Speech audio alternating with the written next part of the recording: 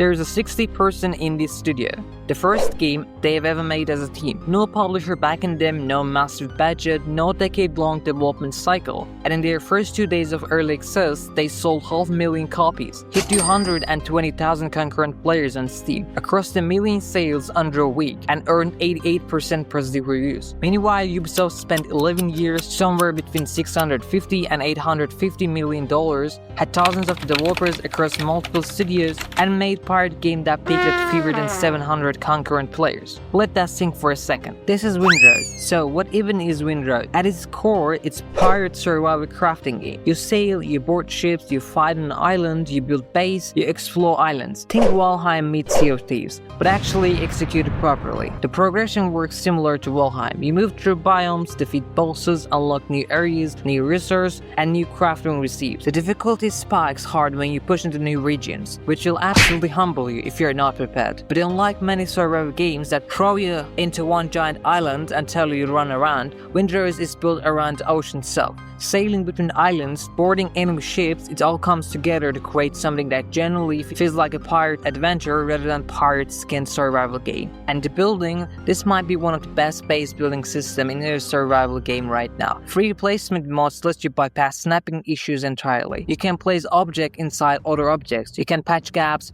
for structures where it technically shouldn't go. If you ever want to build something in survival games and hit that wall where the game just won't cooperate, Windrose basically removes that wall entirely. Players who put 50, 60, even 100 hours into early access still talk about a building as a standout feature. Naval combat feels like Assassin's Creed Black Flag Light, and that's entirely intentional, because Black Flag is literally what inspired those developers to make this game in the first place. You hold aim, you direct cannons, you manage the ship upgrades, and alternate fire options. When you damage an enemy ship enough, you board it. You don't watch the cutscene, you actually get over there and fight. The whole fantasy stays intact and from start to finish. And here's what makes this story genuinely remarkable. Windrose didn't start out as this game. It started as free-to-play MMO, a live service model baked in from day one. And at some point, developers look at what they were building, look at what the players actually asking for, and made a decision that AAA studios seems constitutionally incapable of making. They scrapped it.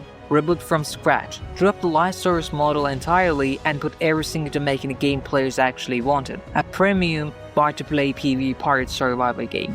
Producers say it themselves. More importantly, it seemed that majority of the players who were attracted to the game initially prefer to have it this way too. A buy-to-play PvE adventure. We're happy that players' requests and our visions overlapped here. That sentence right there is an entire lesson. Player wanted something and developers listened. They aligned their vision with demand, and the result was one of the most explosive early access launches in recent memory.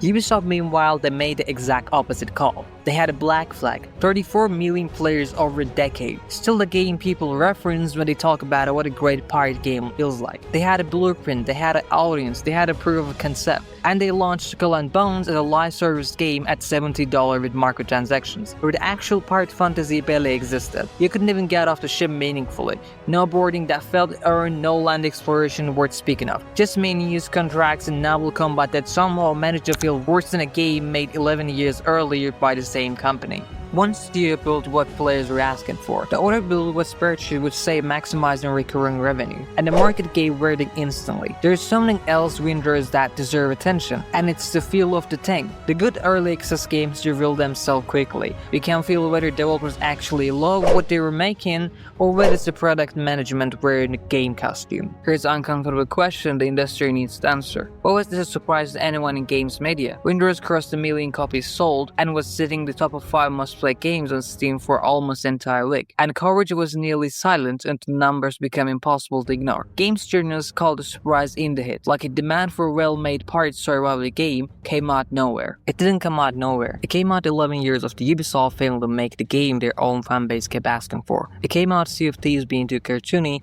and too gamefied to scratch that authentic pirate itch. It came out of millions of Black Flag players who never stopped loving the experience and never got a proper successor. The demand was loud, visible, feasible and financially documented. The only people who were surprised were the ones not paying attention to what players were actually saying. This is increasingly the pattern. Windrush isn't alone. Expedition 33, around 30 core developers, one of the best RPGs in the year. Crimson Desert is a studio that pivoted away from live service and delivered something massive that keeps getting better with every patch. The common thread in all of them exactly what Windrush producers said. They made what they believed in, and they made what players actually wanted. And it turned out those two things were same. The producer of the Windrush said the key to game was simple. It's a combination of what we want to create and what we thought players would want to play. That's it. That's the whole formula. Make something you believe in. Care whether or not the person playing it actually having a good time. That philosophy apparently harder for the company burning $800 million to execute than it is for 60-person studio on their first game. Windrush is only $30 in early access right now, cheaper than single AAA DLC. It offers more authentic pirate fantasy than anything industry biggest publishers have ever managed to deliver in over a decade. The cream is rising, the formula is cracking,